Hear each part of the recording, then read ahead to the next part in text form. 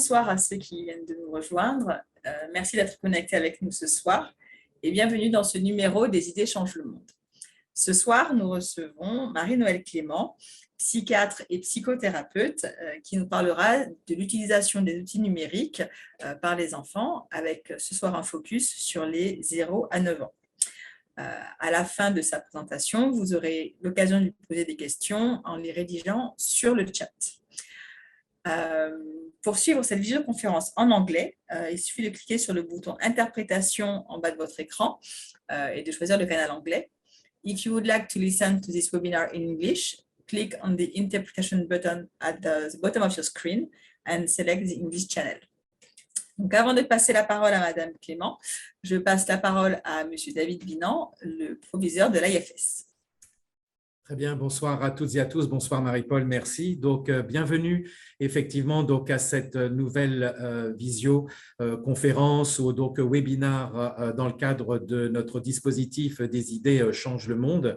Et bienvenue particulièrement donc, au docteur Marie-Noëlle Clément, qui comme donc l'a dit Marie-Paul donc, est psychiatre et psychothérapeute. Elle est aussi membre fondatrice, mais peut-être le dira-t-elle elle-même, des associations 3, 6, 9, 12 qui ont pour objectif d'apprivoiser donc qui ont comme sous-titre apprivoiser donc les écrans et grandir, et aussi donc des associations qui consistent à développer donc l'empathie par le jeu des 3 figures. En tout cas, vu le nombre des personnes inscrites, donc le sujet de ce soir suscite l'intérêt comme il l'a toujours suscité, donc l'intérêt et nous recherchons toujours donc le conseil d'experts dans ce domaine, surtout au niveau de nos institutions scolaires ou de nos écoles, avec le développement donc toujours croissant de tous nos outils informatiques, donc nos ordinateurs, nos tablettes, nos téléphones. On se pose toujours donc la même question au niveau des écoles, mais aussi au niveau des parents que je suis, sur le moment où donc les enfants peuvent se connecter ou être connectés, donc sur le temps qu'ils doivent passer, sur l'impact qu'il y a sur les apprentissages, donc sur la personnalité. Donc je pense que tout cela pourra, à mon avis, être abordé par le docteur Clément ce soir. Donc je tenais à nouveau très sincèrement à remercier pour le temps qu'elle nous accorde, non seulement ce soir, mais aussi pour les élèves un peu plus grands, donc de 9 à 18 ans, donc après-demain, mercredi, et donc de ne pas hésiter, bien évidemment, donc à l'issue de l'intervention donc du docteur Clément, donc là aussi d'utiliser le chat, comme l'a dit Madame Dondon, pour pouvoir interroger notre intervenant. Voilà, merci beaucoup à toutes et à tous. Profitez donc à nouveau de ce moment important pour alimenter toute notre réflexion que nous avons toutes et tous par rapport donc à ce bel outil devant lequel je suis aussi, qui est donc l'écran et qui est l'ordinateur. Merci encore et à bientôt.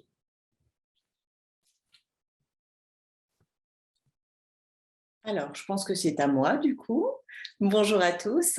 Je vais donc partager mon écran pour que vous ayez un support PowerPoint en même temps, voilà, en même temps que je parle, hein, et que vous puissiez vous appuyer sur les diapos. Alors,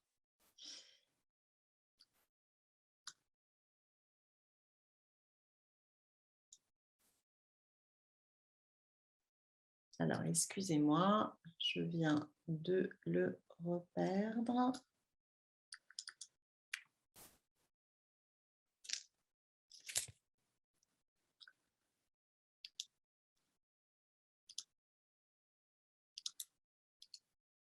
Voilà, est-ce que c'est bon pour vous? Oui, très bien.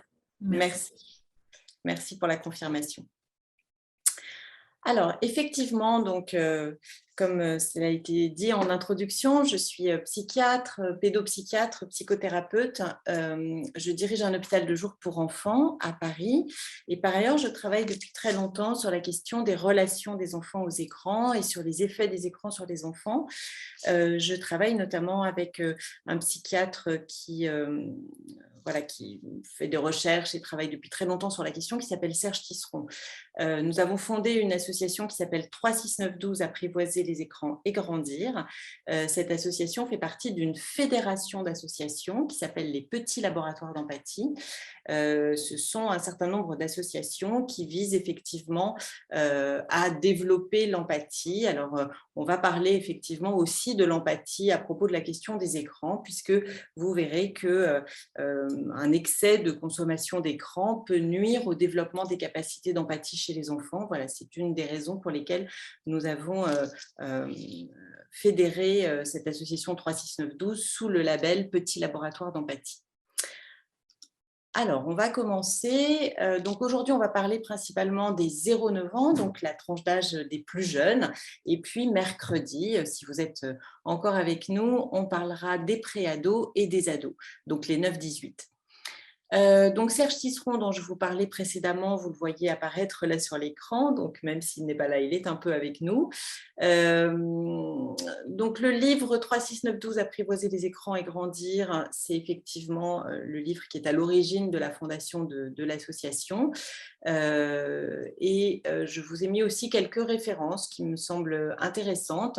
Alors je ne sais pas de quelle manière on peut se les procurer facilement quand on habite à Singapour, mais en tout cas, vous pouvez trouver en ligne sur le site de l'Académie des sciences l'avis qui a été rendu sur l'enfant et les écrans, ainsi que l'appel des 3 académies, Académie des sciences, Académie des technologies et Académie de médecine, à une vigilance raisonnée sur les technologies numériques. Donc ça, c'est en ligne effectivement sur le site de l'Académie des sciences.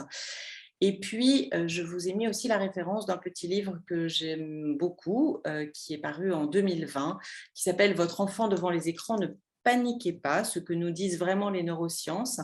Et donc, c'est effectivement un livre qui nous apprend à lire les études neuroscientifiques sur le sujet, c'est-à-dire à prendre en compte effectivement ce qu'elles peuvent nous permettre d'extrapoler et ce qu'elles ne peuvent pas nous permettre d'extrapoler. Donc ça, c'est extrêmement intéressant. Ça vient remettre un petit peu de rigueur dans des discours qui, parfois, dans les médias, sont des discours voilà, qui ne sont pas toujours très rigoureux, qui sont parfois des discours un peu idéologiques sur la question des écrans.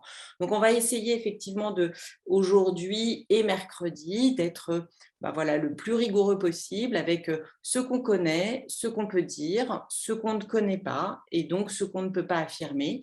Et puis, je serai évidemment disponible pour vos questions, voilà, si vous en avez, j'espère, je suppose que vous en aurez. Donc, les repères 36912, ils ont été proposés voilà, il y a maintenant plus de 10 ans. C'était l'idée qu'on rencontrait dans nos pratiques des parents, mais aussi des professionnels de l'enfance qui étaient très désorientés sur les questions des technologies numériques et de la manière dont les enfants pouvaient grandir avec ces technologies numériques. Et donc, ces balises 36912, elles correspondent en fait aux grandes étapes de la vie de l'enfant. Donc, 3 ans, l'entrée à l'école maternelle, 6 ans, l'entrée à l'école élémentaire et l'apprentissage de la lecture, 9 ans, l'entrée dans la préadolescence et enfin 12 ans, donc les 12-18, le collège, le lycée, l'adolescence. Donc, c'était l'idée vraiment de s'appuyer sur des repères facilement identifiables. Vous verrez qu'à 36912, on a un discours qui est une approche qui est extrêmement nuancée sur la question des écrans, c'est-à-dire on est toujours dans cette dialectique où les écrans nécessitent à la fois de poser des limites, de poser un cadre, et ça c'est absolument fondamental, mais aussi de comprendre tout l'intérêt qu'ils peuvent avoir parce qu'ils ont aussi de l'intérêt, alors pas le même pour les jeunes enfants ou pour les enfants un peu plus grands. Donc, c'est ce qu'on va voir ensemble. Au fond, quels écrans, quel type d'écran, quel type de contenu sont adaptés à quel âge et pourquoi, et quels écrans, quel type d'écran ne sont pas adaptés à quel âge et pourquoi.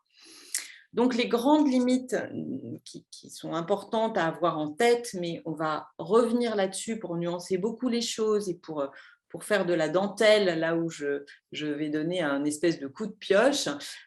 Donc, les grandes limites, c'est éviter la télévision avant l'âge de 3 ans, donc chez les tout petits enfants, on va en reparler. Avant l'âge de 6 ans, préférez les consoles de jeux familiales aux consoles de jeux personnelles. Ça, on va reparler aussi de pourquoi. Évitez l'Internet sans accompagnement avant l'âge de 9 ans et éviter les réseaux sociaux avant l'âge de 12 ans. Donc ça, c'est des grandes limites qu'il est important d'avoir en tête, mais on va revenir aussi pour nuancer les choses, pour expliquer pourquoi, parce qu'il ne suffit pas de le dire, encore faut-il savoir pourquoi on affirme cela et sur quoi on s'appuie. Et on va aussi revenir là-dessus voilà, pour enrichir, parce que ce n'est pas les seuls cadres à avoir en tête. Alors, comprendre l'intérêt des écrans, c'est que les écrans, vous le savez tous, c'est aussi un formidable support d'échange et d'apprentissage, et que donc pour grandir en bonne intelligence avec les écrans, il ne s'agit pas du tout de les diaboliser, ni de les idéaliser, mais d'être dans une position, si possible, assez nuancée et assez argumentée. Alors, une diapo qui est très importante pour moi, c'est celle-ci. L'éducation ne consiste pas seulement à protéger et guider un enfant, mais également à lui apprendre progressivement à s'auto-protéger, à s'auto-diriger dans la vie. Et ça dépend complètement de l'âge de l'enfant, évidemment. Plus l'enfant est petit et plus il va falloir le protéger, le guider. Plus il grandit, plus il va falloir qu'il acquiert de l'autonomie et qu'il apprenne à s'auto-diriger tout seul dans la vie. Il en va de l'éducation à la vie en général, comme de l'éducation aux écrans, c'est-à-dire que plus l'enfant est petit, plus ça va être important effectivement de poser un cadre et de mettre des limites, et plus l'enfant grandit, plus ce cadre qui lui aura été posé va lui permettre d'acquérir un certain nombre de repères, et plus, du coup, il va être en mesure de s'auto-guider, de s'auto-diriger devant les écrans. L'idée, c'est vraiment, avec les écrans, d'aboutir à des formes d'autorégulation, parce que quand votre enfant a grandi, qu'il est devenu un adolescent, eh bien, effectivement, ça devient beaucoup plus... alors, poser un cadre reste important, mais ça devient, tous les parents le savent, ça devient plus difficile. Donc, il sera important à ce moment-là qu'il ait pu acquérir, qu'il ait pu intérioriser un certain nombre de repères sur lesquels il va s'appuyer, même si le discours de ses parents à certains moments n'est plus entendable pour lui ou qu'il n'a plus envie d'y faire allégeance en tout cas. Alors, donc, excusez-moi, je reviens en arrière. Donc, on s'appuie effectivement beaucoup à 3, 6, 9, 12 sur la connaissance précise du développement de l'enfant, sachant qu'à chaque âge, l'enfant va faire de nouvelles acquisitions développementales. Et ces nouvelles acquisitions développementales vont lui permettre d'accéder à de nouvelles pratiques d'écran. Et donc, c'est très important de respecter une forme de progression dans les pratiques d'écran qui vont pouvoir être introduites et d'appuyer cette progression sur la connaissance du développement de l'enfant. Si on ne respecte pas cette progression, on est un petit peu dans la situation de ce petit bonhomme-là qui est plongé au fond de la piscine sans savoir nager, c'est-à-dire qu'on risque de noyer l'enfant dans les écrans, de noyer l'enfant dans les pratiques numériques et virtuelles, et il sera du coup perdu dans cette espèce d'océan. Donc, c'est vraiment très important de respecter un certain nombre de paliers, et on va essayer de voir ensemble aujourd'hui, en tout cas jusqu'à l'âge de 9 ans, comment s'y prendre. Donc, pour cela, on va commencer par les plus jeunes, les 0-3 ans, donc les bébés en quelque sorte. Alors, ça, c'est le slogan d'une campagne de prévention qui a été faite en Allemagne il y a maintenant plusieurs années, mais qui nous avait vraiment beaucoup inspiré à 3, 6, 9, 12. Et donc, c'était comme ça un parent qui était sur son smartphone et le bébé qui était à côté. Et le parent ne prêtait pas attention à son enfant, mais prêtait attention à son smartphone. Et le slogan était « Combien de fois avez-vous regardé votre enfant aujourd'hui ?» Et effectivement, de plus en plus, on considère que le principal danger des écrans chez les tout-petits, c'est l'usage qu'en font les parents, c'est l'usage qu'en font les adultes. Parce que tous autant que nous sommes effectivement beaucoup sur nos écrans, que ce soit les écrans d'ordinateur, que ce soit les écrans nomades, les tablettes, les smartphones, toutes les choses qu'on emporte avec nous et avec lesquelles on travaille et on se distrait en permanence, avec lesquelles on communique, on est en lien avec les autres aussi. En tout cas, ça nous happe une bonne partie de notre temps et tout ce temps que nous passons sur les écrans, eh bien, c'est du temps que nous ne consacrons pas à notre enfant et c'est aussi des regards que nous n'adressons pas à notre enfant, des communications, des paroles que nous ne lui adressons pas. J'ai une toute petite inquiétude sur laquelle je voudrais que vous me disiez ce qu'il en est. Il pleut très fort là, au-delà de ma fenêtre, et je me demandais si ça gênait votre écoute, auquel cas je pouvais effectivement mettre un kit main libre. Non, je vous rassure, on entend ça va, vous n'entendez pas la pluie qui tombe très fort sur Paris, d'accord. Tout va bien alors.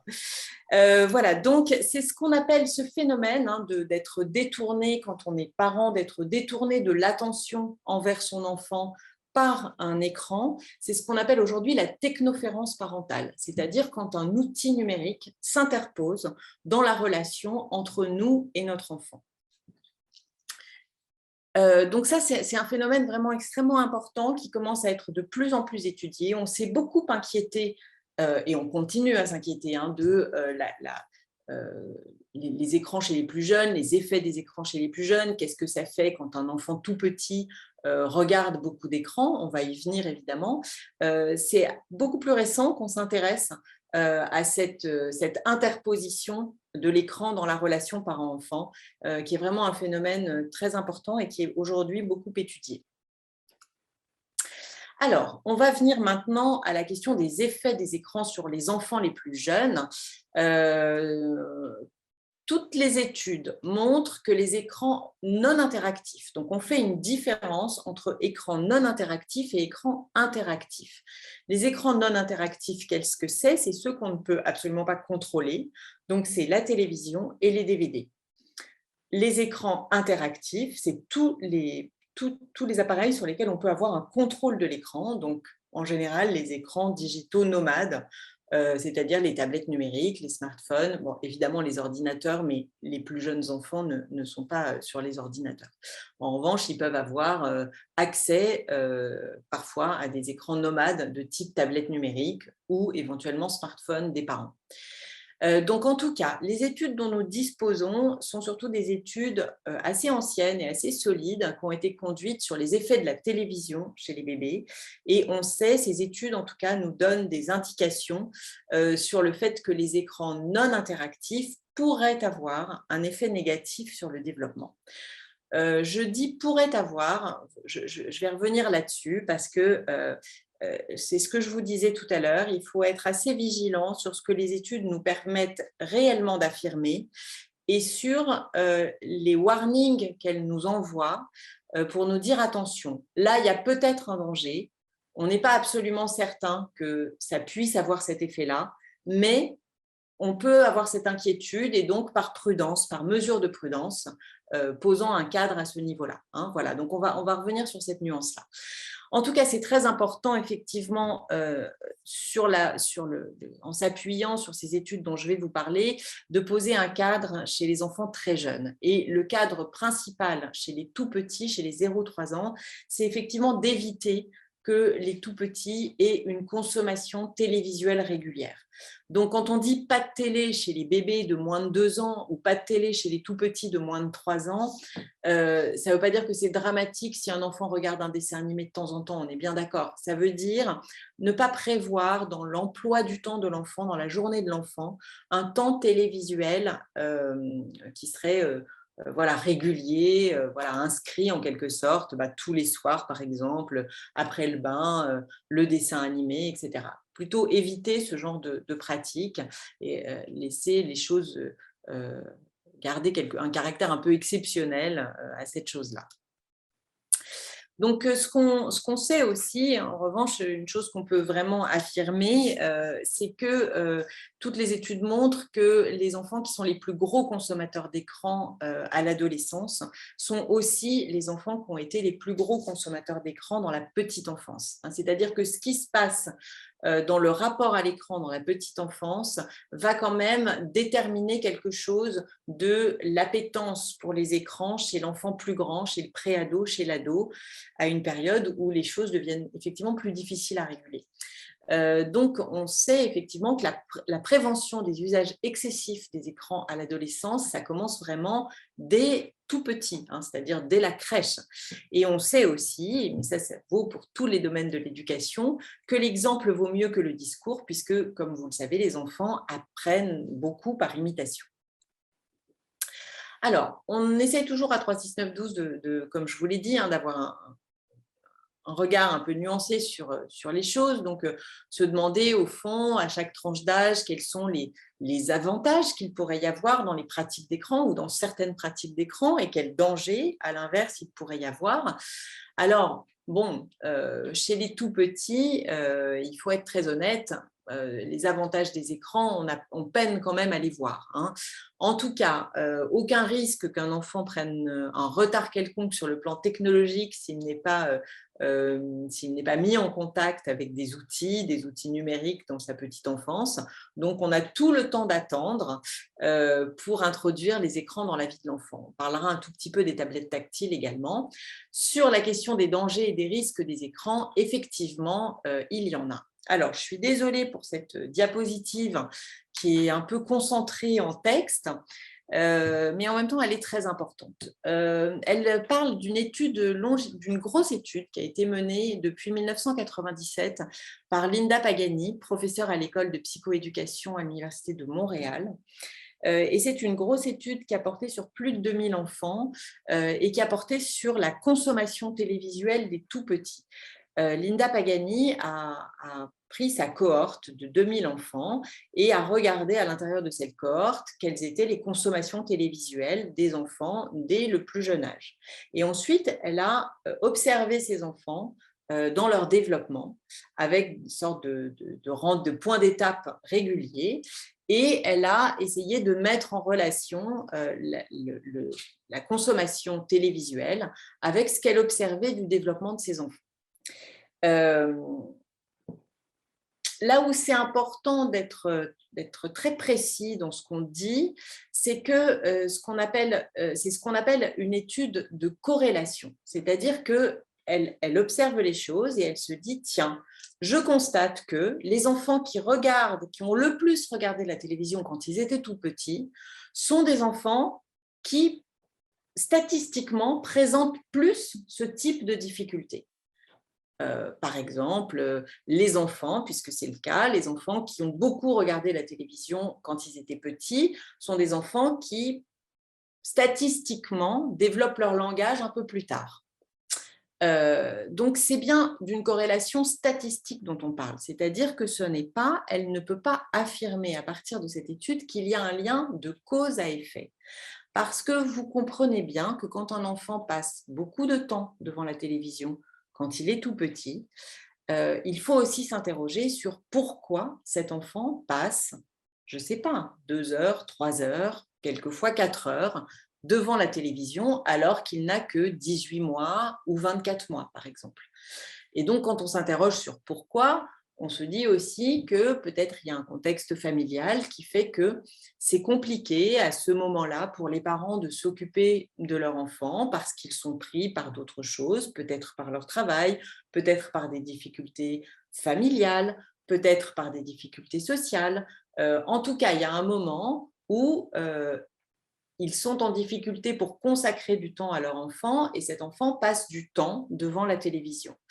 Et donc, dans ce que l'on observe, des retards de développement ou des difficultés de développement, on observe tout autant ce qui a été généré par le fait de passer du temps devant les écrans que ce qui a été généré par le fait que peut-être c'est une famille qui rencontre un certain nombre de difficultés à ce moment-là, qui explique que cet enfant passe du temps devant les écrans.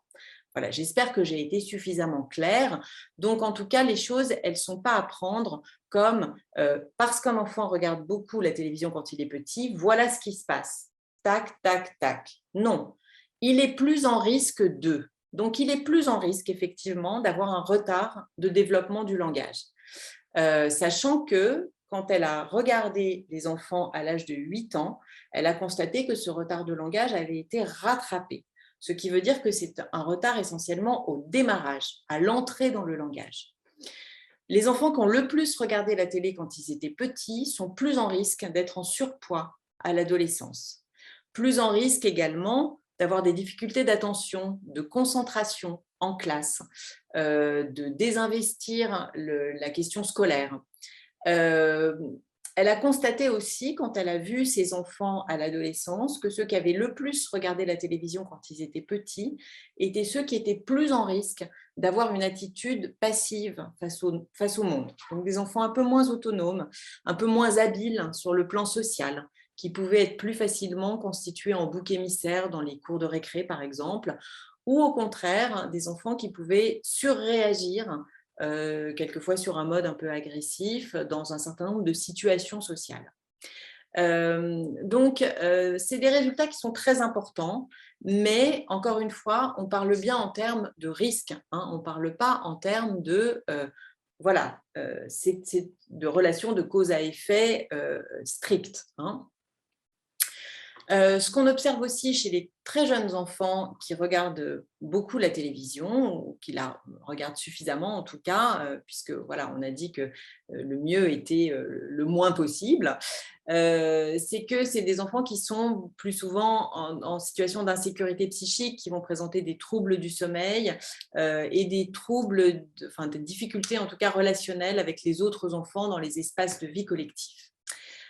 Donc tout ça, ça nous donne quand même un certain nombre de warnings qui font que depuis 1999, l'Académie américaine de pédiatrie recommande d'éviter d'exposer les enfants de moins de 2 ans aux écrans non interactifs, c'est-à-dire encore une fois la télévision, les DVD, et de veiller bien sûr à limiter le temps télévisuel à moins de 2 heures pour les enfants plus âgés.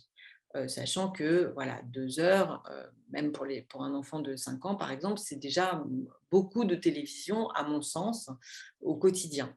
Hein, donc, mais en tout cas, c'est l'idée, effectivement, de limiter au maximum avant l'âge de 2-3 ans et de rester raisonnable ensuite, mais on va revenir là-dessus.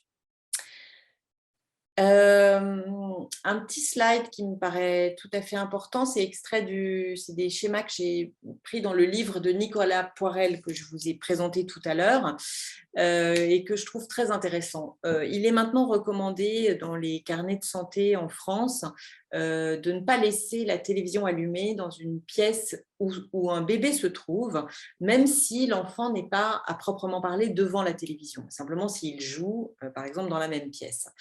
Alors, vous voyez le premier schéma, c'est la télévision allumée dans la pièce où joue l'enfant, et c'est le temps, donc en ordonnée, c'est-à-dire sur l'axe vertical, c'est le temps que l'enfant passe à jouer. Eh bien, vous voyez que quand il n'y a pas de télévision, il joue beaucoup, et puis on allume la télévision et l'enfant va jeter de plus en plus de regards vers la télévision, et du coup, le temps passé à jouer va littéralement chuter. Hein, donc la télévision capte littéralement l'attention du bébé. Et puis, autre schéma, là, c'est sur des échanges verbaux, donc ça se concerne des enfants un peu plus grands, les échanges verbaux entre parents et enfants. Donc, la quantité d'échanges verbaux est matérialisée par des petits points. Et donc, dans le triangle inférieur, c'est quand la télévision est éteinte. Donc, vous voyez qu'il y a beaucoup de petits points, ça veut dire que les enfants et les parents échangent beaucoup verbalement. Et dans le triangle supérieur, c'est quand la télévision est allumée. Et là, effectivement, on a beaucoup moins d'échanges verbaux entre parents et enfants. Donc, vous voyez qu'une télévision allumée dans une pièce où se tient l'enfant, dans une pièce où se tient la famille, eh bien, ça n'est pas neutre du tout. Hein. De même que prendre le repas devant la télévision, ça n'est pas neutre. C'est beaucoup moins d'échanges entre parents et enfants, puisqu'on est tous, les uns les autres, attirés par ce qui se passe sur l'écran. Alors, un tout petit mot sur les tablettes tactiles concernant les tout petits, puisque là, je vous ai parlé de ces grosses études sur les écrans non interactifs, donc sur la télévision. Donc, qu'est-ce qu'on peut dire des écrans interactifs, hein, notamment des tablettes tactiles ? Il y a eu un espèce d'engouement autour des tablettes tactiles pour les tout petits. Et puis maintenant, on est revenu à un peu plus de prudence. En tout cas, ce qu'on peut dire, c'est qu'à ce jour, les études dont on dispose, qui sont beaucoup moins anciennes forcément que les études sur ce vieux média qu'est la télévision.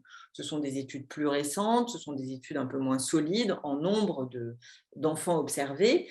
Mais en tout cas, toutes les études qui ont été publiées pour l'instant ne montrent pas d'effet délétère sur le développement de l'enfant à partir du moment où la tablette est utilisée de manière raisonnable.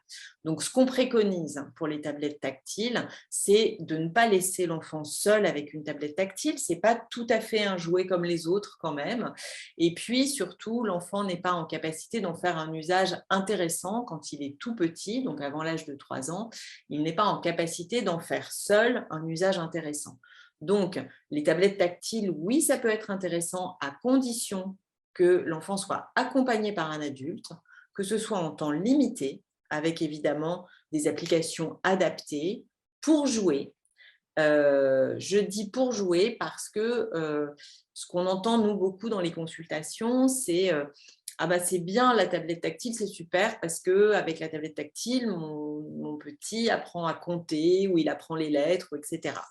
Alors ça, c'est un petit peu l'argument derrière lequel on se range en tant que parent pour se dire que finalement, c'est peut-être pas mal et qu'en tout cas, si l'enfant utilise la tablette tactile, ça peut être pourquoi pas bénéfique. La réalité, c'est que les apprentissages, ça se fait quand même au mieux dans une connexion émotionnelle avec un adulte. Et que, bon, ça a été montré par un certain nombre de travaux, notamment un chercheur qui s'appelle Hobson, qui a montré qu'effectivement, le bébé a besoin d'être dans une connexion émotionnelle pour pouvoir apprendre, pour pouvoir développer ses capacités cognitives. Donc, la tablette numérique, ça doit rester quelque chose de ludique. Et il y a des formidables applications ludiques pour les tout-petits sur lesquelles on peut effectivement accompagner nos enfants. Ça peut tout à fait être adapté, mais encore une fois, pas le tout petit enfant tout seul avec la tablette. Alors, les smartphones, de plus en plus de professionnels s'en inquiètent parce qu'on voit beaucoup effectivement des parents prêter leur smartphone à leur enfant pour qu'ils s'occupent dans une situation d'attente, par exemple, etc. Bon, là non plus, ça n'est pas un jouet tout à fait neutre et puis ça doit rester l'outil des parents, le smartphone. Donc, je crois que c'est important que ça le reste. Le smartphone n'est pas un jouet pour nos enfants. Donc, c'est vraiment important quand on va… moi, je vois ça dans ma salle d'attente, en fait. J'ai une salle d'attente de pédopsychiatre, donc avec beaucoup de jeux et beaucoup de livres dedans. Et néanmoins, il arrive un certain nombre de fois que je trouve dans la salle d'attente des enfants en train de jouer sur le smartphone de leurs parents, alors qu'il y a beaucoup d'autres choses avec lesquelles ils peuvent s'occuper dans cette salle d'attente. Donc, c'est important que nous, les adultes, les parents, nous ayons conscience que confier notre smartphone à notre enfant, ça n'est pas comme lui confier un jouet. Donc, faisons attention à ça. Alors, la technoférence parentale, on en a déjà parlé. Donc, à 36912, on avait du coup proposé une affiche sur ce phénomène de technoférence parentale pour insister sur le fait que les tout-petits avaient vraiment beaucoup besoin du regard de leurs parents. Et que ça, c'est quand on est avec nos enfants, délaissons nos outils numériques pour leur offrir notre regard et notre attention. Toutes les affiches que je vais vous montrer de 36912, elles sont accessibles sur notre site, elles sont en téléchargement gratuit, donc on peut tout à fait les imprimer, les afficher, etc. Donc, ce dont a besoin un tout petit enfant de moins de 3 ans, c'est de construire ses repères spatiaux par les activités sensorimotrices, c'est-à-dire en explorant l'environnement à travers sa motricité, à travers ses sens. Et puis, l'enfant a aussi besoin de construire petit à petit ses repères temporels. Et ça se fait par la narration, c'est-à-dire par les histoires que nous racontons à nos enfants. Ça se fait aussi par la stabilité de l'emploi du temps de l'enfant. L'enfant a besoin de pouvoir se repérer dans le déroulé de sa journée. Et c'est comme ça qu'il va construire ses repères temporels. Construire ces repères spatio-temporels, c'est extrêmement important pour d'abord pour tous les apprentissages, et c'est extrêmement important pour avoir ensuite, à un âge ultérieur, un usage plus facilement régulé des écrans. On va y venir dans la suite de cet exposé. Donc, si on se résume pour cette tranche d'âge des tout-petits, évitons la télévision et les DVD, préférons bien sûr les jeux traditionnels, les histoires qu'on raconte, et n'oublions jamais que l'ennui est nécessaire à la construction de l'enfant et que ce n'est pas grave si l'enfant s'ennuie de temps en temps. On n'est pas obligé de tout de suite lui confier notre smartphone pour qu'il s'occupe. On peut aussi le laisser s'ennuyer un peu. C'est dans l'ennui qu'on développe son imagination. C'est vraiment des moments importants à la construction de l'enfant. Et donc, accompagnons beaucoup nos enfants sur les différentes pratiques, et en particulier, si on le laisse jouer avec une tablette numérique, eh bien, soyons avec lui dans ces moments-là. Il y a d'autres jeux qu'il peut effectivement faire seul. La tablette numérique, c'est plutôt accompagné.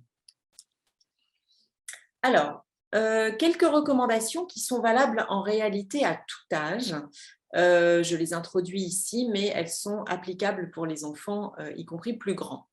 Pas d'écran à disposition dans la chambre de l'enfant, et ce jusqu'à un âge suffisamment avancé, j'ai envie de dire, c'est-à-dire qu'à l'adolescence, à l'âge de 15 ans, voilà, l'enfant va effectivement, enfin l'adolescent plus exactement, va effectivement avoir envie d'avoir son propre ordinateur dans sa chambre, de pouvoir communiquer avec ses amis ou travailler sans être forcément dans le salon familial. Donc ça, effectivement, ça peut s'entendre. En revanche, chez l'enfant plus jeune, c'est vraiment pas une bonne idée qu'il y ait des écrans à disposition dans la chambre de l'enfant. Les écrans, ça doit être quelque chose qu'on partage. Donc, c'est à disposition dans les pièces communes, la télévision dans les pièces communes, ordinateur, un ordinateur si possible dans la pièce commune, console de jeu plutôt familiale que personnelle, on l'a dit, mais on va y revenir aussi. Donc, pas d'écran personnel dans la chambre de l'enfant, des écrans qu'on partage et sur lesquels on a des activités communes. Pas d'écran le soir, avant le coucher. Vous savez, ça c'est valable à tout âge d'ailleurs, puisque vous savez que la lumière bleue qui est émise par les écrans perturbe l'endormissement. C'est vrai chez les enfants, c'est vrai chez les adultes aussi. On préconise, alors ça a un peu varié dans le temps. Aujourd'hui, on préconise au moins une demi-heure d'arrêt des écrans avant le coucher. Moi, pour les enfants, j'aurais tendance à dire plus, parce qu'il n'y a pas seulement la question de la lumière bleue pour les enfants, il y a aussi la question du fait que les contenus d'écran sont souvent assez excitants. En tout cas, c'est beaucoup plus excitant qu'un livre qu'on lit, qu'une histoire qu'on raconte. Et donc, ça aussi, ça va venir perturber l'entrée dans le sommeil. Donc, évitons effectivement les écrans le soir à partir d'une certaine heure, au moins 1 heure avant le coucher. Pas d'écran à table, j'en ai dit un petit mot précédemment. Le repas familial, c'est vraiment un moment où on se retrouve, c'est un moment où on échange, c'est le moment de la journée où on échange. Et si l'écran est allumé, eh ben, c'est fichu, on ne se parle plus. Pas d'écran pour calmer l'enfant, ça c'est également maintenant une recommandation qui est dans les carnets de santé en France. Nous en avons tous fait l'expérience.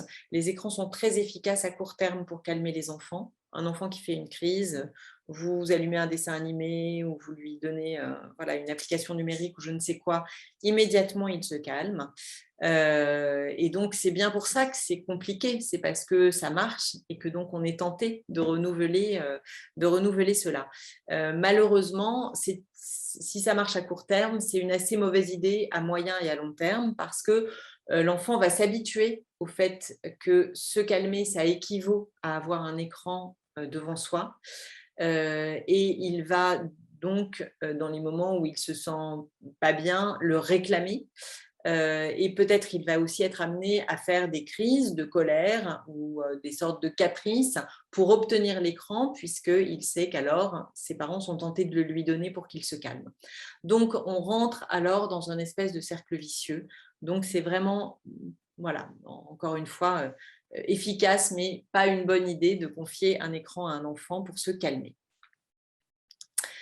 Alors, ce petit schéma que j'aime beaucoup et qu'on peut retrouver à toutes les tranches d'âge, c'est ce qu'on appelle, nous, à 3, 6, 9, 12, le schéma de l'alternance. C'est-à-dire, dans la vie d'un enfant, favorisons toujours une alternance des activités. Ça veut dire favorisons toutes les activités sans écran, en contrepoint des activités avec écran.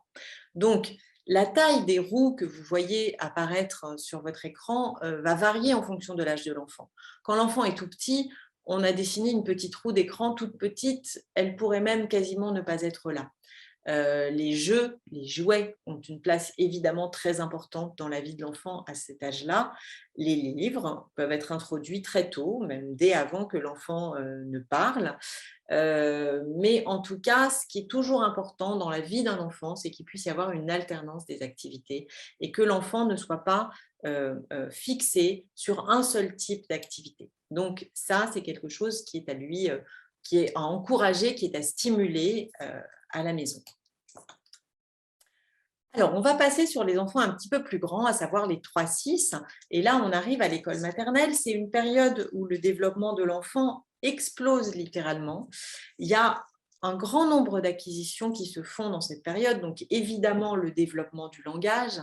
Voilà, les enfants, ils rentrent à l'école maternelle. Alors, il y en a qui parlent déjà comme des livres en entrant à l'école maternelle, mais il y en a aussi qui disent quelques mots, on ne les comprend pas très bien, etc. Et tout ça, avec le bain de langage constitué par l'école, à l'âge de 6 ans, on a des enfants qui ont littéralement explosé sur le plan langagier.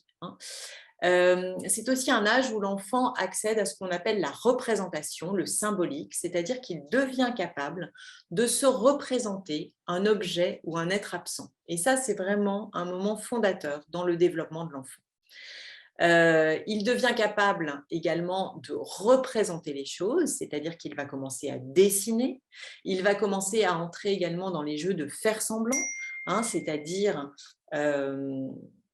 excusez-moi, j'ai été un tout petit peu troublée par une notification qui s'est affichée.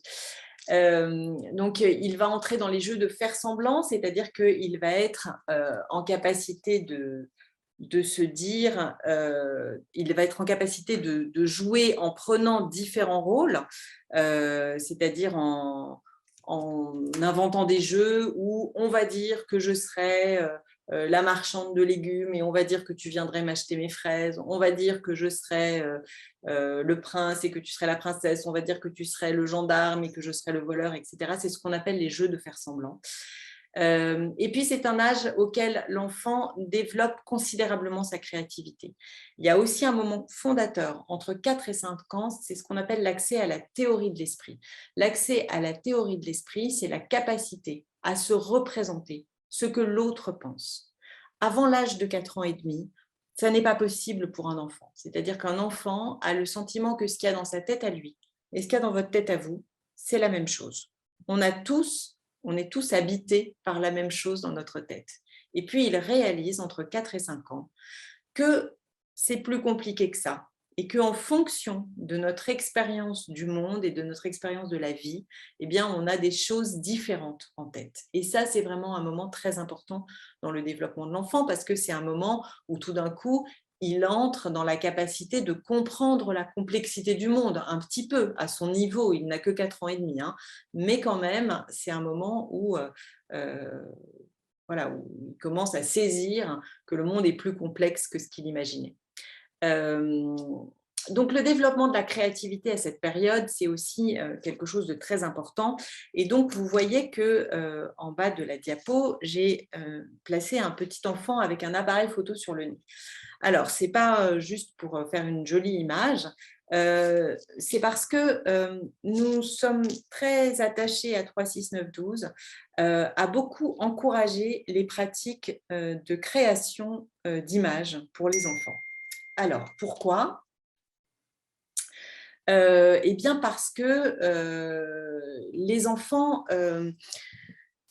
vivent dans un monde d'images. Nous vivons dans un monde qui est saturé d'images. Et les images sont toutes des mensonges. C'est-à-dire que les images, c'est toujours des fabrications. Une image ne nous raconte jamais la vérité du monde.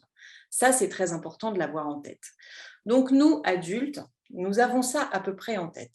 Et encore, il n'y a qu'à voir tout ce qui peut circuler sur Internet, sur les réseaux sociaux, la manière dont certains groupes ou certaines personnes peuvent adhérer à des théories extrêmement farfelues qui sont véhiculées.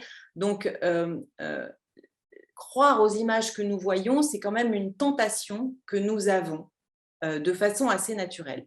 Nous sommes toujours obligés de nous gendarmer pour nous dire « Non mais attention, qu'est-ce que ça me raconte ces choses-là ? Pourquoi on me montre cette image et pourquoi on ne m'a pas montré l'envers du décor, par exemple ? Et pourquoi on met en valeur ça sur l'image et pas ça ?» C'est-à-dire qu'on est tout le temps obligé de développer un regard critique sur les images. Donc, encourager les enfants très tôt à fabriquer des images, c'est leur faire toucher du doigt très tôt qu'une image, c'est vraiment une fabrication. Si vous offrez un petit appareil jouet à un enfant, ou bien si exceptionnellement, vous lui prêtez votre smartphone pour qu'il fasse des photos, eh bien, il va, par exemple, je ne sais pas, prendre son papa et sa maman en photo. Et voilà, on est allé à 4-5 ans, donc en pleine période oedipienne. Si un petit garçon prend son papa et sa maman en photo, peut-être il va avoir envie d'effacer son papa sur la photo pour ne garder que sa maman. Eh bien, ça, c'est possible, puisque, vous savez, avec nos petits outils de retouche d'image, on peut faire ce genre de choses très facilement. C'est-à-dire que l'enfant va apprendre très tôt qu'il est en mesure de manipuler l'image qu'il a prise. Il est en mesure de la transformer. Et finalement, l'image qu'il va obtenir, peut-être ensuite, il va rajouter une jolie fleur dans la main de sa maman, ou il va dessiner une couronne sur sa tête, ou quelque chose comme ça. Et il réalise qu'effectivement, il a fabriqué, il a créé sa propre image.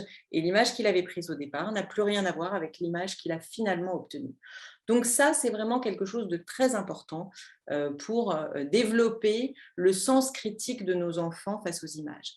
Et puis par ailleurs, nous sommes très attachés aussi à développer les pratiques de création d'images chez les enfants parce que nous fabriquons de cette manière-là des enfants qui deviennent pas seulement des spectateurs des images des autres, mais aussi des créateurs de leurs propres images.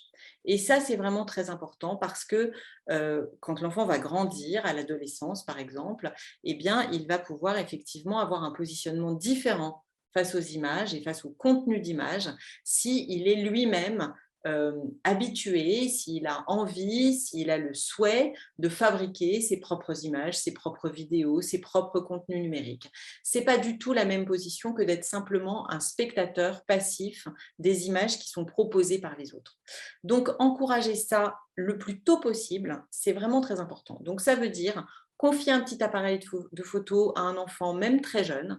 Ça veut dire aussi les applications sur les tablettes numériques pour, par exemple, fabriquer du cinéma en image par image. On appelle ça les applications de stop motion.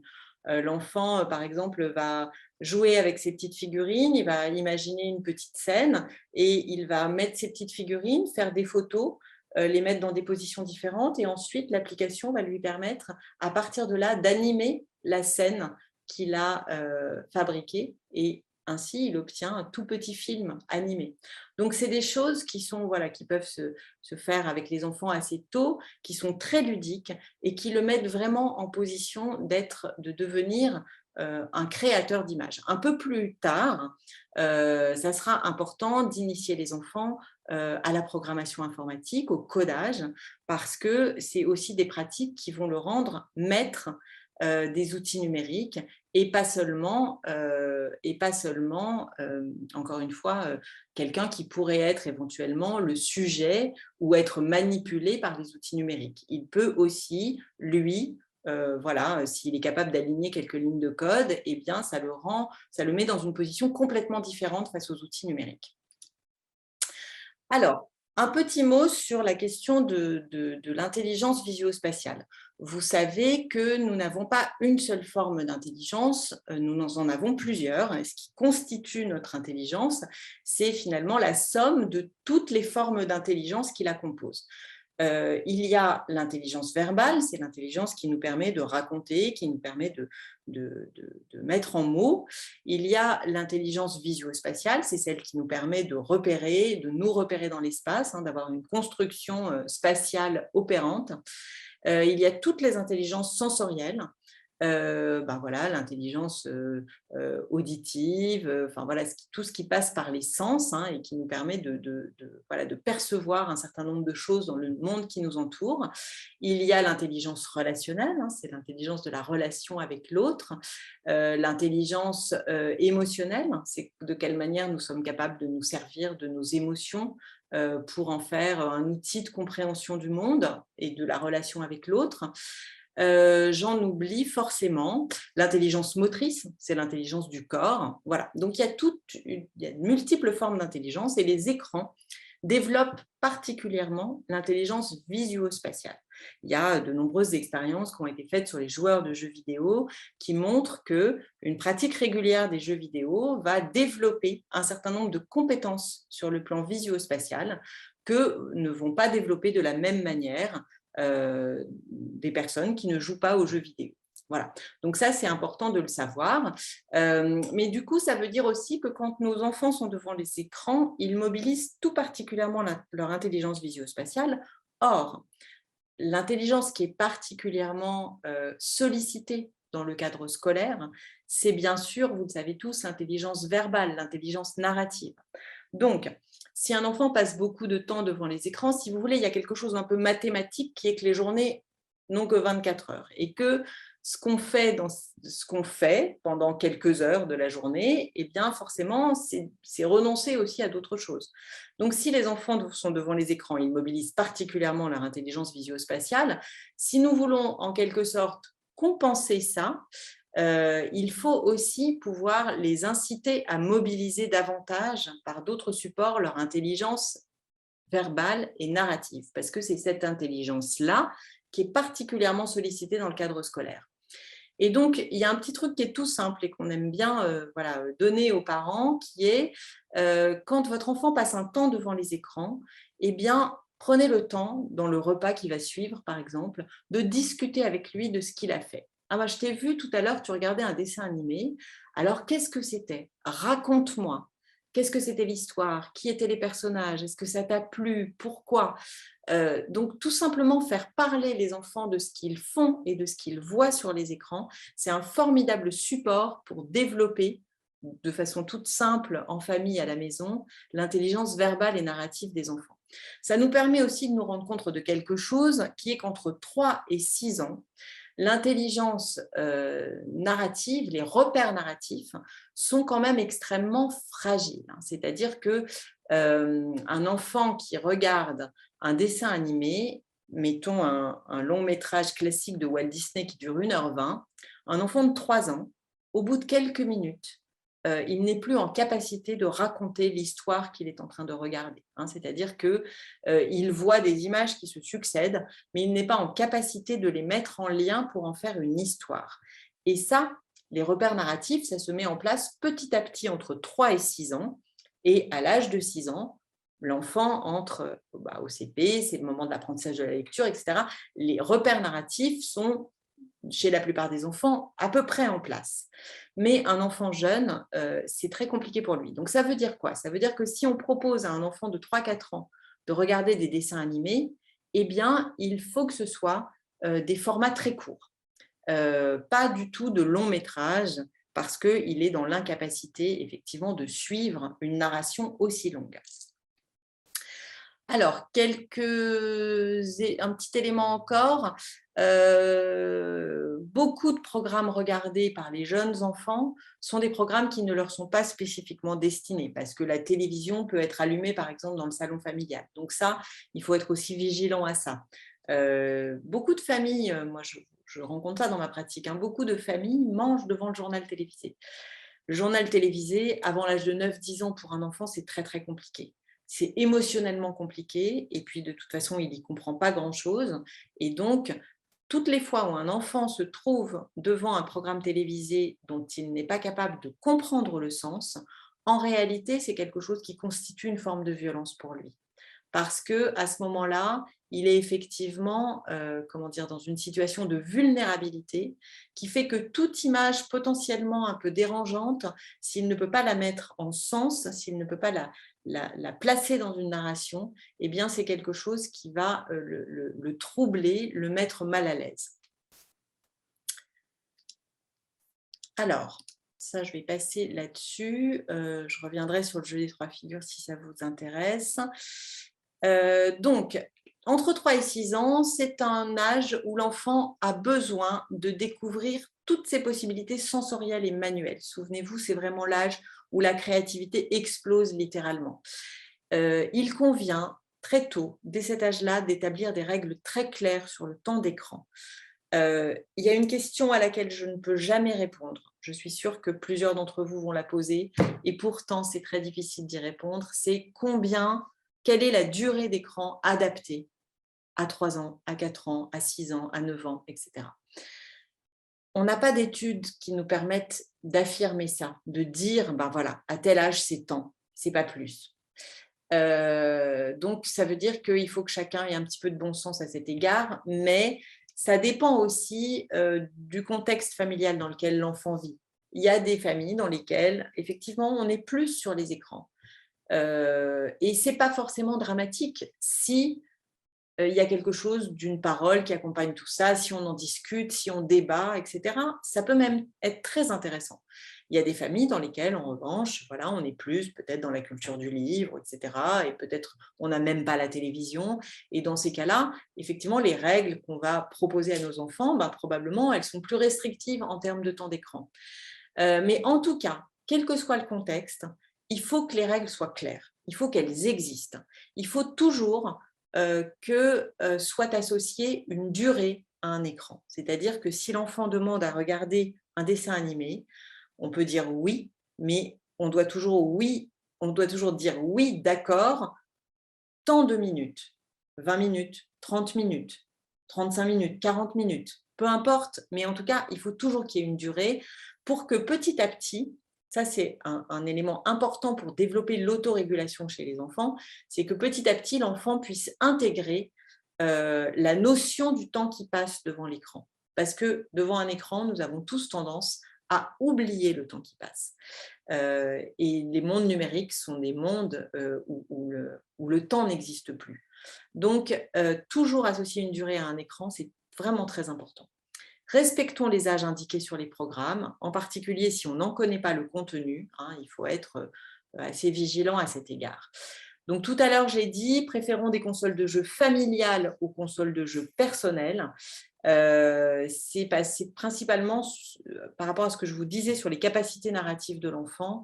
L'enfant n'est pas en mesure d'utiliser une console de jeu personnelle de façon intéressante avant l'âge de 6-7 ans, tout simplement parce que ses capacités narratives sont vraiment très réduites et que ses repères narratifs sont très réduits encore, et que donc il va utiliser la console souvent dans des jeux assez répétitifs, pas du tout dans les jeux narratifs intéressants qui peuvent être proposés à un âge ultérieur. Donc, préférons une console de jeu familiale à laquelle on peut jouer ensemble et peut-être passer du coup un moment agréable ensemble. À ce moment-là, ce qui est important, évidemment, ce n'est pas ce qui se passe sur l'écran, c'est ce qu'on va partager dans ce moment-là. Après des choses qu'on a déjà dites, télévision, ordinateur, toujours dans les pièces communes, des programmes TV et DVD adaptés de courte durée. Et puis, toujours parler à propos des écrans, faire parler l'enfant à propos des écrans. Et toujours ce petit schéma de l'alternance que vous avez déjà rencontré précédemment. Favorisons toujours une alternance des activités chez les enfants. On va terminer rapidement. Je dis rapidement parce qu'il y a déjà beaucoup de choses qu'on a commencé à avancer et qu'on a dites sur les 6-9. Alors, un petit mot quand même sur les jeux vidéo, parce que je vous ai dit comme ça tout à l'heure, il y a des études en psychologie cognitive sur les jeux vidéo qui montrent qu'effectivement, des enfants ou des adultes qui jouent régulièrement aux jeux vidéo vont beaucoup développer certaines capacités, en particulier sur le plan visio-spatial. On s'est aperçu aussi que les jeux vidéo pouvaient stimuler la capacité de concentration sur une tâche précise. Ce n'est pas la capacité de concentration sur une matinée entière d'école. Ça, c'est autre chose. Mais la capacité de concentration sur une tâche très précise, ça, effectivement, c'est le cas parce que pour ceux d'entre vous qui jouent aux jeux vidéo, vous le savez, il y a par moment, pour progresser dans le jeu, nécessité de passer certaines étapes. C'est compliqué. Il faut pouvoir effectivement s'interroger, se concentrer, savoir comment on va arriver à passer cette étape. Et les enfants, dans ces moments-là, sont capables de développer effectivement beaucoup de concentration pour parvenir à franchir l'obstacle. Les jeux vidéo stimulent aussi la capacité d'innovation parce que ce que vous aurez appris dans un jeu vidéo numéro 1, vous ne pourrez pas forcément l'utiliser dans un jeu vidéo numéro 2. Vous serez peut-être obligé d'inventer un chemin de progression différent. Et donc ça, c'est par exemple utilisé en remédiation cognitive pour des enfants qui sont en difficulté scolaire, pour certaines difficultés spécifiques, pour les encourager à ne pas simplement appliquer ce qu'ils ont appris, mais en fait pouvoir utiliser ce qu'ils ont appris, parfois d'une manière un peu détournée ou parfois d'une manière un peu différente. Les jeux vidéo vont stimuler aussi la capacité de décision rapide, ça en particulier dans les jeux vidéo où vous avez parfois alors en particulier dans ce qu'on appelle les jeux FPS, hein, c'est-à-dire les first personal shooters, c'est les jeux de tir en première personne où vous avez en fait, vous avez tous vu ce type de jeu, même si vous n'y jouez pas, vous êtes en quelque sorte dans la peau de, je sais pas, un soldat et vous avez une arme à la main et vous progressez dans un environnement, vous avez un grand nombre d'informations qui arrivent sur l'écran en même temps et vous allez devoir les analyser de façon rapide, de façon à prendre la bonne décision et à pouvoir agir rapidement. Et donc ça, ce sont des performances qui sont effectivement stimulées par ce type de jeu. Alors, je ne dis pas du tout qu'il faut mettre ce type de jeu entre les mains des 6-9 ans. Je dis simplement qu'entre 6 et 9 ans, un certain nombre d'enfants commencent à jouer à des jeux vidéo adaptés à leur âge. Ça, il faut toujours se fier à la norme PEGI qui est inscrite sur les jeux vidéo. Mais en tout cas, voilà, sachez que jouer aux jeux vidéo n'est pas, quand c'est en tout cas fait de façon raisonnable et raisonnée, ça n'est pas que nuisible, ça peut aussi développer un certain nombre de compétences. Évidemment, la question qui vient toujours sur les jeux vidéo, c'est les contenus violents, mais c'est pour cela que c'est très important, en particulier quand on ne connaît pas bien l'univers des jeux vidéo, de respecter la norme PEGI, qui est une norme européenne qui est inscrite sur les jeux vidéo et qui est tout à fait fiable. C'est-à-dire que la norme PEGI est même assez sévère. Donc, un enfant qui joue à un jeu vidéo PEGI 12, ça veut dire conseillé ou déconseillé pour les moins de 12 ans, et bien effectivement, s'il a 12 ans et qu'il joue à un jeu vidéo PEGI 12, il ne risque pas d'être confronté à des contenus qui ne seraient pas adaptés à son âge. Le problème, bien sûr, c'est les contenus qui peuvent être visionnés si on a certaines règles à la maison, peut-être chez un copain, chez lequel les règles ne sont pas les mêmes, etc. Bon, ça, c'est une autre question. Ça sera peut-être dans vos interventions. Voilà, je dis encore un tout petit mot sur Internet. Je disais précédemment, pas d'Internet sans accompagnement avant l'âge de 9-10 ans. Eh bien, c'est tout simplement parce qu'avant l'âge de 9, c'est notamment parce qu'avant l'âge de 9-10 ans, l'enfant n'est pas encore à un stade de son développement où il est capable de gérer la complexité d'Internet. Gérer la complexité d'Internet, ça suppose de faire parfaitement la distinction entre l'espace intime et l'espace public, ce qu'un enfant de moins de 10 ans n'est pas encore en capacité de faire. Ça nécessite aussi d'avoir acquis la notion de point de vue, c'est-à-dire de pouvoir être conscient que sur une situation donnée, il peut y avoir une multitude de points de vue différents, qui ne sont pas forcément l'un seul juste et tous les autres faux, mais peut-être les choses sont plus nuancées que ça. Et cette notion vraiment de la complexité du monde, c'est quelque chose qui, avant l'âge de 9-10 ans, est très compliqué. Donc, un enfant de moins de 10 ans, s'il surfe tout seul sur Internet, il est potentiellement en danger, même avec des logiciels de contrôle parental, parce qu'ils ne sont pas totalement fiables. Donc, c'est important d'accompagner nos enfants pour qu'ensuite, à l'adolescence, ils soient effectivement en mesure d'aborder Internet de façon plus sereine. Voilà, je vais m'arrêter là, j'ai déjà beaucoup parlé. De toute façon, donc je vais répondre à quelques-unes de vos questions. On va continuer mercredi. Donc, pour ceux d'entre vous qui seront encore là mercredi pour la tranche d'âge des préados et des ados, je vais reprendre certains éléments sur lesquels je vais m'appuyer pour développer la suite.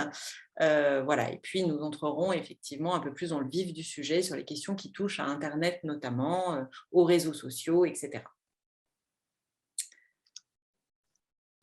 Merci beaucoup pour cette présentation. C'était vraiment très intéressant. Donc, je vais laisser la parole à Benjamin Pérez, qui est donc professeur à l'IFS et qui, du coup, lira les questions que vous poserez sur le chat. Donc, n'hésitez pas à les poser donc, sur le chat, il les lira.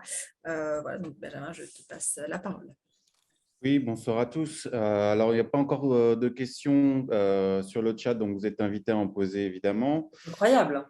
En attendant, peut-être, est-ce que vous pourriez développer, vous nous avez très brièvement évoqué le jeu des 3 figures. Oui. Et pour ceux qui souhaiteraient aller plus loin dans la recherche d'informations, qu'est-ce qu'on trouverait par exemple sur votre site et quels sont les autres thèmes liés à la gestion des écrans que vous traitez au sein de l'association?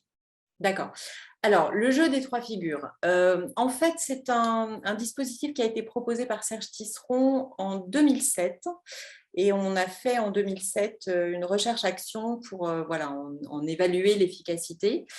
Donc, en fait, l'idée, c'est que les enfants qui sont beaucoup devant les écrans quand ils sont jeunes, effectivement, donc j'ai dit un peu assez rapidement tout à l'heure, trop d'écran dans la petite enfance et dans l'enfance nuit au développement des capacités d'empathie. Alors, c'est un peu vite dit comme ça, mais je vais expliquer un peu pourquoi. L'empathie, qu'est-ce que c'est? L'empathie, c'est la capacité à se mettre à la place de l'autre tout en restant soi-même. C'est-à-dire qu'il ne s'agit pas de se mettre à la place de l'autre en se mettant, par exemple, à pleurer avec lui si l'autre est triste, mais simplement pouvoir se dire je vois que tu es triste, je comprends pourquoi tu es triste et s'il m'arrivait la même chose, je pense que je serais triste comme toi. Donc, la capacité d'empathie, c'est ça. Alors, pourquoi regarder beaucoup les écrans et la télévision quand on est petit va nuire au développement des capacités d'empathie? Parce qu'un enfant qui regarde beaucoup la télévision, par définition, il joue moins. Or, qu'est-ce qu'on développe dans le jeu? Eh bien, quand on joue, vous observez un enfant qui joue, eh bien, il va se mettre successivement, il va endosser successivement plusieurs rôles. Soit il joue avec ses copains, et dans ce cas-là, on se distribue des rôles, soit il joue avec ses petites figurines, et si par exemple, je vais vous le mimer, voilà, si par exemple il a dans la main droite, je ne sais pas, la figurine gendarme et dans la main gauche, la figurine voleur, tantôt il va faire la voix du gendarme qui court après le voleur, et tantôt il va faire la voix du voleur qui dit « mais non, moi je cours plus vite, tu ne m'attraperas pas, tu ne vas pas me mettre en prison, etc. » Donc l'enfant, quand il joue, il est sans arrêt invité à changer de rôle. Quand il est devant un écran, justement, comme je le disais précédemment, parce que les capacités narratives sont très fragiles jusqu'à l'âge de 6 ans, et bien très souvent, pour mettre du sens dans ce qu'il voit, il s'accroche à un type de personnage et il va suivre ce personnage dans toutes les actions que ce personnage va faire dans le dessin animé, de façon à se raccrocher à un peu de sens. Et donc, du coup, il n'est pas amené à s'identifier à une multitude de personnages parce qu'il est effectivement en situation trop difficile devant l'écran. Les dessins animés pour enfants vont très très vite et souvent pour des enfants jeunes, c'est trop compliqué à suivre. Donc, ils s'attachent à un type de personnage et du coup, ils perdent cette forme de fluidité qu'on acquiert dans le jeu qui est de pouvoir se mettre sans arrêt dans la peau d'un autre personnage. Donc, pour essayer de contrer cette tendance, Serge Tisseron a proposé le jeu des 3 figures, qui est un dispositif de jeu théâtral qui est proposé dans les classes. C'est fait par les enseignants après qu'ils aient été formés. Et on va partir des images que les enfants ont vues. Et à partir de là, les enfants vont construire leur propre histoire. Et ensuite, ils vont jouer cette histoire. Ils ne sont jamais obligés de jouer, mais s'ils jouent, ils acceptent de jouer tous les personnages successivement. Donc, c'est l'idée, effectivement, qu'on va apprendre finalement à endosser différents rôles et apprendre progressivement à se mettre à la place de l'autre. La capacité d'empathie, c'est une capacité très complexe avec beaucoup de strates, de niveaux. Et il y a certains niveaux d'empathie qui gagnent à être fortement encouragés par des mesures éducatives. Et donc, c'est ce qu'on essaye de faire par le jeu des 3 figures. Donc, il y a un site qui s'appelle 3 figures, 3 en chiffres, 3figures.org, tout attaché, 3 figures tout attachées. Donc, il y a tous les renseignements sur le jeu des 3 figures. Sur 3, 6, 9, 12, effectivement, c'est une association avec laquelle on fait à la fois de la recherche et puis de l'information, de la formation, de la prévention sur la question des écrans. On a une veille, on a un groupe de travail, on a une veille extrêmement serrée sur les publications aussi, sur tout ce toutes les recherches qui se font sur la question des écrans. Et du coup, on intervient beaucoup. Donc, on réactualise en permanence nos discours. La présentation que je fais aujourd'hui, je ne faisais pas la même il y a quelques années parce que on a des nouvelles données qui nous permettent aussi de faire évoluer notre compréhension des phénomènes. Du coup, c'est une association qui est essentiellement dévolue à ça. Donc, il y a effectivement un site, 3, 6, 9, 12 en chiffres. Il y a une newsletter à laquelle on peut s'abonner gratuitement. On n'envahit pas les boîtes mail en général, on en fait à peu près une tous les 2 mois. Et donc, c'est un peu sur l'actualité. Est-ce qu'il y a des nouvelles pratiques d'écran? Est-ce qu'il y a des nouveaux contenus? Qu'est-ce qu'on observe? Est-ce qu'il y a des nouvelles études? Voilà, c'est sur l'actualité qui a trait à tout ce que je vous raconte aujourd'hui. Voilà, je ne sais pas s'il y a eu du coup quelques questions qui sont arrivées entre-temps. Alors, si effectivement il y en a quelques-unes, alors on vous demande notamment votre avis sur, d'une part, ce qu'on appelle les boîtes à histoire, type boîte Luni, et également sur les liseuses comme des Kindle. Alors, les boîtes à histoire, c'est très intéressant. Mais il ne faut pas se leurrer sur le fait que ça soit formidable pour les enfants petits. C'est-à-dire que je pense qu'un enfant, par exemple, de 3-4 ans, a encore besoin d'être accompagné, y compris avec une boîte à histoire. C'est-à-dire que la capacité quand même d'un enfant à se forger des représentations mentales à partir d'un texte écouté, pour donner du sens, parce que c'est quand même ça le but, c'est pas si évident à l'âge de 3 ans. Donc, je pense que les enfants ont quand même besoin d'être accompagnés, en tout cas dans un premier temps. On écoute l'histoire plusieurs fois ensemble, on explique, etc. Puis ensuite, l'enfant peut faire tout seul. Mais voilà, c'est pas sans accompagnement. Sinon, effectivement, c'est intéressant. C'est-à-dire que on est dans quelque chose là de tout à fait différent que du fait d'être devant un écran, parce que d'être devant un écran, en tout cas un écran non interactif, parce que du coup, il y a aussi la possibilité dans les boîtes à histoire de créer sa propre histoire en choisissant quelques éléments. Donc, ça rend aussi l'enfant acteur. Et puis, effectivement, l'enfant n'est pas captif d'une image, il est tout entier à l'écoute de ce qui se passe et à imaginer des choses. Mais ne nous leurrons pas sur le fait que c'est très efficient pour les enfants les plus jeunes. Je pense que finalement, avant l'âge de 4-5 ans, ce n'est pas si simple d'utiliser seul une boîte à histoire. Enfin, ce n'est pas si simple. Si, ils l'utilisent, mais la réalité, c'est qu'ils sont quand même sans doute encore en difficulté pour la question de la compréhension. D'accord. Voilà, il y avait une autre question sur… En fait, une même question, votre avis sur les liseuses de type Kindle, Kobo, pour les livres numériques? Oui, alors écoutez, comment dire, le livre numérique c'est pas parce que c'est un écran que c'est nuisible, c'est-à-dire que c'est quand même avant tout un livre. Avant tout, ça raconte des histoires et voilà. Mais la question, c'est que il faut faire attention à une chose quand même. Il y a un certain nombre d'études qui ont été publiées là-dessus sur le fait que, en fait, nous sommes beaucoup plus en difficulté pour nous approprier une information une histoire, etc. Une histoire pour les enfants, une information pour nous, si nous lisons par exemple des articles par voie numérique. En fait, l'appropriation de l'information se fait plus difficilement sur un support numérique que sur un support papier. Donc voilà, soyons un peu prudents à cet égard, il faut le savoir. Du coup, c'est bien d'utiliser la liseuse en relais quand par exemple on part en voyage et qu'on ne peut pas emporter une tonne de livres dans sa valise, donc c'est très bien. Mais peut-être à la maison, c'est bien de préférer le livre. Voilà.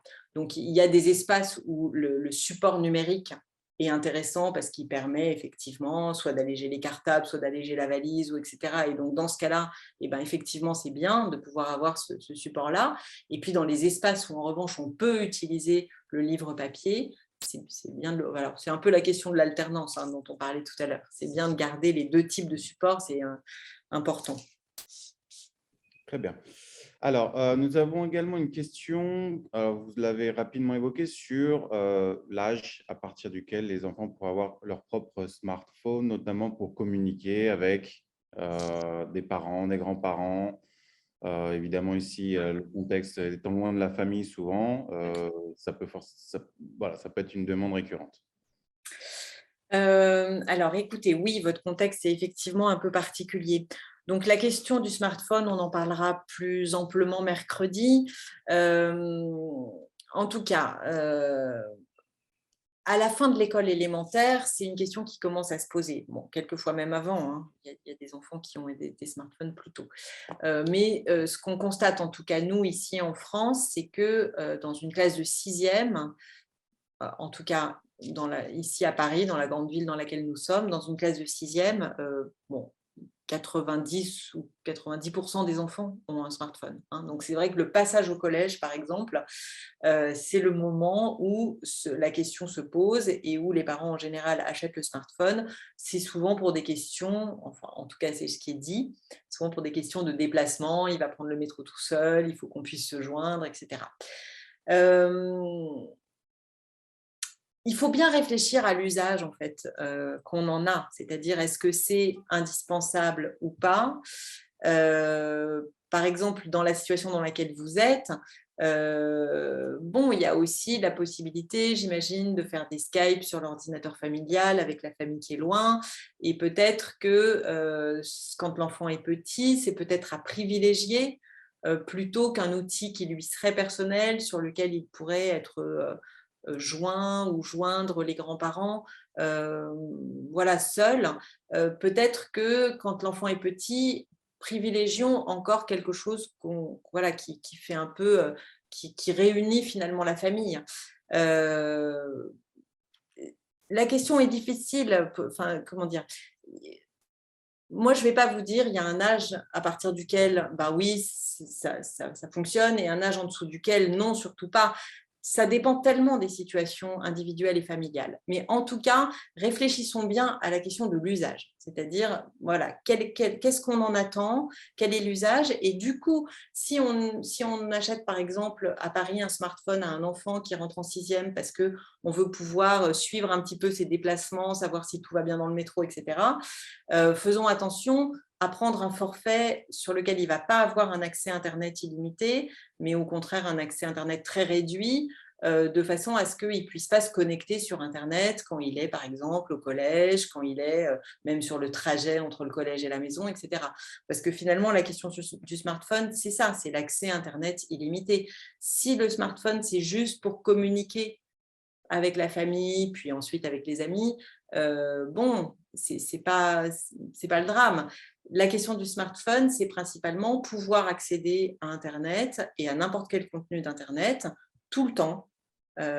Donc ça se règle par des forfaits, ça se règle effectivement par le fait de configurer le partage familial.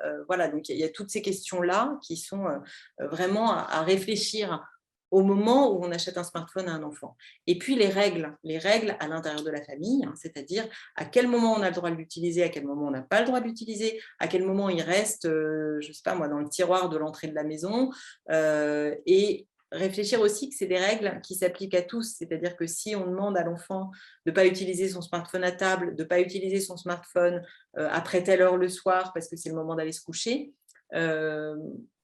c'est plus facile pour lui de le faire si tout le monde le fait aussi à la maison.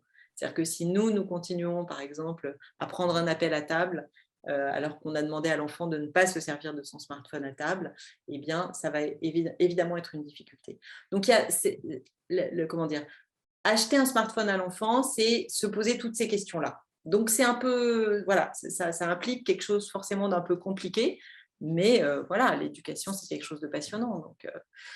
Donc on n'a pas peur des challenges. D'accord. Alors, nous avons également une question qui concerne les jeux, notamment les jeux rendus volontairement addictifs avec des systèmes de récompense rapide et que faire avec ce type de jeu. Voilà. Oui, c'est effectivement un problème compliqué. Les fabricants de jeux vidéo sont effectivement, sont de plus en plus performants sur le fait d'avoir des systèmes de rétention du joueur. Et un des systèmes effectivement les plus problématiques, c'est ce qu'on appelle le système des loot box. En fait, pour ceux qui jouent un peu aux jeux vidéo, vous savez, les loot box, c'est en quelque sorte des coffrets surprises. C'est-à-dire que dans un jeu vidéo, par exemple, on va vous proposer d'acheter ce coffret surprise, donc de l'acheter. Donc, il y en a à tous les prix, il y en a pour quelques centimes d'euros et puis il y en a plus cher. Et à l'intérieur du coffret surprise, quand on va l'ouvrir, on a des choses, des éléments qui vont nous permettre de progresser dans le jeu ou pas. Ça dépend, c'est un coffret surprise, donc des fois, il n'y a pas. Et quand il n'y a pas, on peut être du coup tenté d'acheter un coffret surprise pour essayer de trouver justement l'objet qui nous permettra d'aller plus loin dans le jeu, etc. Et ça, c'est très compliqué parce que en fait, ça vient mélanger jeux vidéo et jeux d'argent. C'est-à-dire, c'est le hasard, c'est le jeu de hasard et d'argent. Et on sait que les jeux de hasard et d'argent ont un potentiel addictogène extrêmement fort, finalement beaucoup plus que le jeu vidéo. Mais donc, du coup, le fait d'entremêler les deux éléments au sein du jeu vidéo va rendre le jeu vidéo potentiellement très addictogène.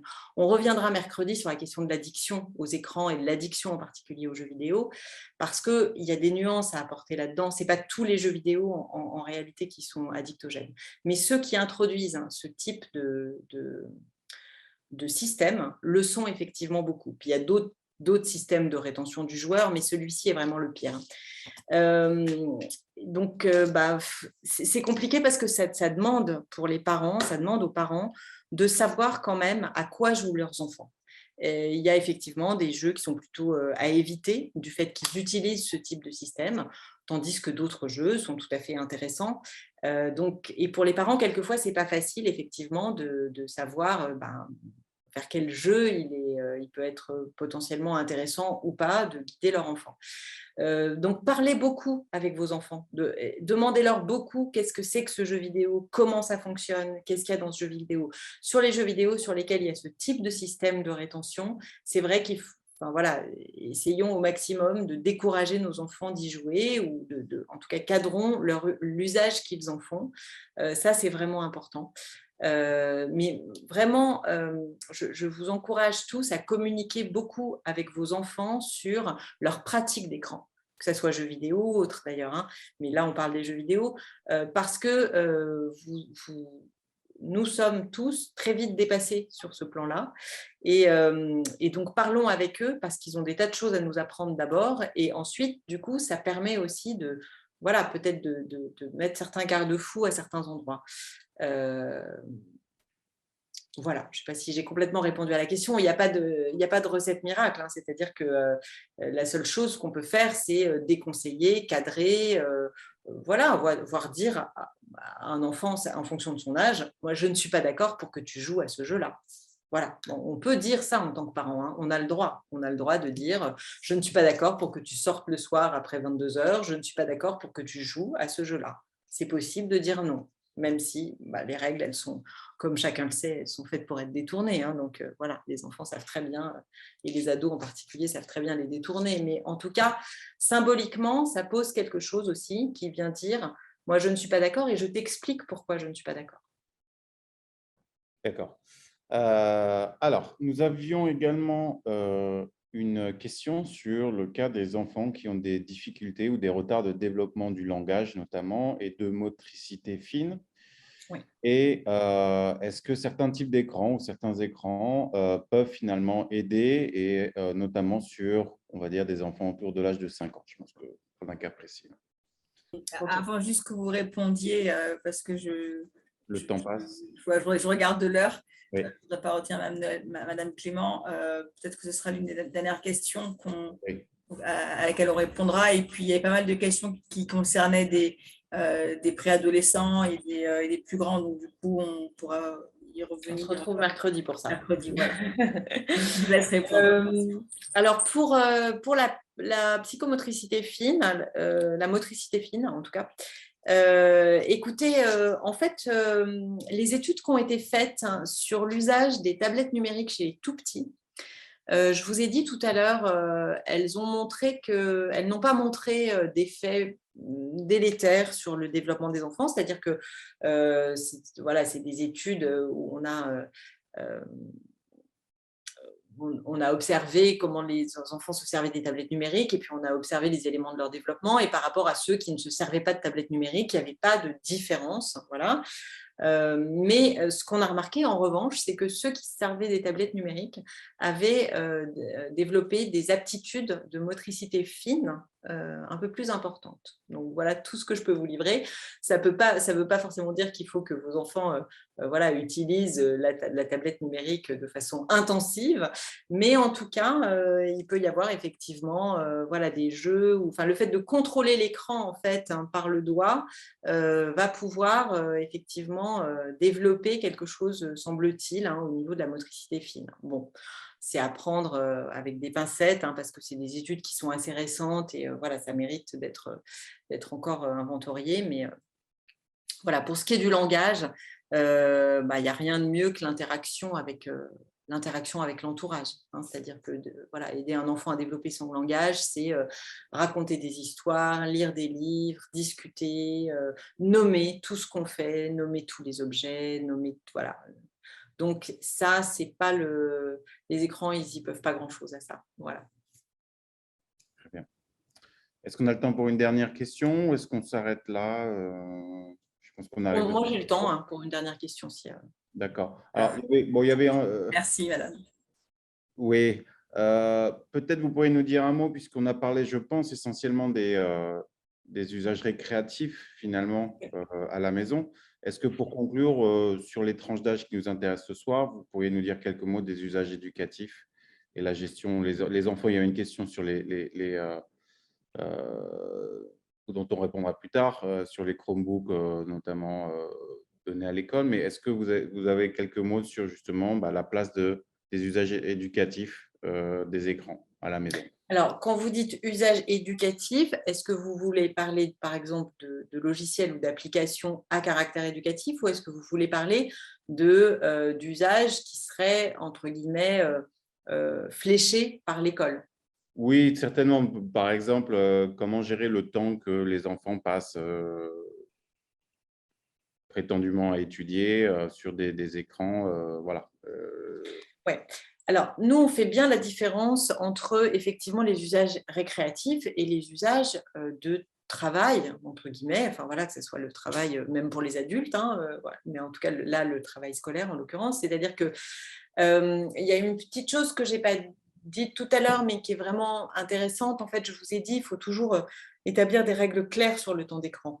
Nous, ce qu'on conseille, en général, c'est d'établir c'est de proposer à l'enfant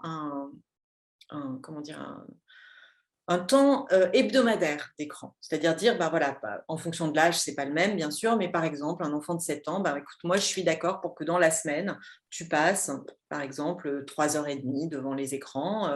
Voilà. Et donc, de demander à l'enfant, donc ça, c'est à partir du moment où il sait lire et écrire, évidemment, de tenir un petit carnet où il dit tous les jours combien de temps il a passé et il marque ce qu'il a fait. J'ai regardé un dessin animé, j'ai joué à ça, etc.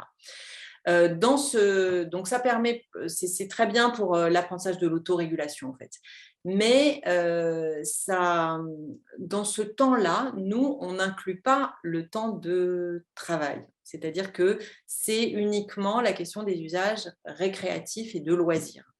Après, le temps que l'enfant passe sur les écrans pour faire une petite recherche pour l'école, parce qu'il a un livre numérique au lieu d'avoir un livre papier, etc., c'est totalement différent. Alors, évidemment, ça fait du temps d'écran, mais vous voyez bien que c'est pas du tout la relation à l'écran n'est pas du tout la même, la visée n'est pas du tout la même.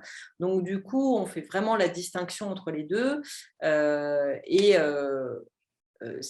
Comment dire, le temps d'écran récréatif, c'est une chose, et puis vient se surajouter à ça, oui, du temps d'écran de travail. À tout âge, on en est là. C'est le temps d'écran récréatif sur lequel il faut être très attentif, à la fois en termes de contenu et sur l'idée qu'il y a un cadre et qu'on ne va pas déborder de ce cadre. Le temps d'écran de travail, ça vient en plus, et puis il y a certaines semaines, c'est un tout petit peu, il y a d'autres semaines, c'est un peu plus, parce qu'on doit faire un exposé, parce qu'on doit préparer un PowerPoint, etc. Mais on n'est pas du tout dans le même rapport à l'écran que le temps d'écran récréatif, qui malheureusement est souvent du temps d'écran un peu passif quand même. Donc c'est là où il faut aussi être attentif, c'est-à-dire qu'on parle aujourd'hui finalement beaucoup plus en termes de contenu qu'en termes de temps d'écran, c'est-à-dire qu'à temps d'écran équivalent, vous pouvez gagner votre temps ou le perdre. Donc, ce qui est important, c'est dans cette enveloppe de temps, qu'est-ce que l'enfant va faire? Et encourageons-le le plus possible à aller vers des formes d'écran où il va pouvoir être en interaction, où il va pouvoir créer, où il va pouvoir découvrir des univers, des choses intéressantes, etc. Plutôt que du temps où c'est simplement regarder des dessins animés. Même si dans les dessins animés, il y a des choses aussi merveilleuse et intéressante, mais en tout cas, soyons attentifs à ce qu'il y ait un équilibre dans le temps récréatif entre quelque chose où il est actif et puis quelque chose où il est plus peut-être spectateur, mais essayons toujours de privilégier le fait qu'il soit actif. Quand on travaille avec les écrans, on est actif face aux écrans, donc on n'est pas dans la même relation aux écrans. Voilà, je ne sais pas si j'ai complètement répondu, mais… Je vous remercie. Je pense qu'on a couvert à peu près l'essentiel des questions. De toute manière, il y a toujours la possibilité de poursuivre mercredi. Absolument. Voilà. Merci énormément pour votre temps, pour le partage de toutes les informations que vous nous avez transmises.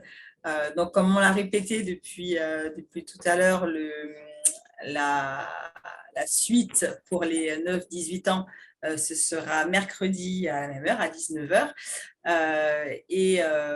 Nous sommes ravis parce qu'on peut également reprendre à Singapour les activités, je dirais, en présentiel. Et la première, ce sera donc ce jeudi avec nos élèves de terminale de l'option théâtre qui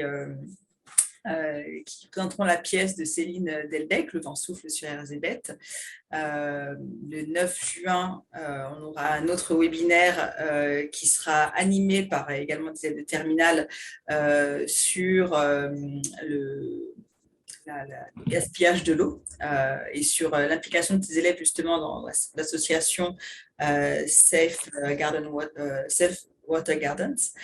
Et le 10 et le 11 juin, une autre pièce de théâtre, cette fois-ci par les élèves de l'atelier, donc théâtre des élèves de seconde, qui nous feront des extraits de Migrants de Mattei Viesnak.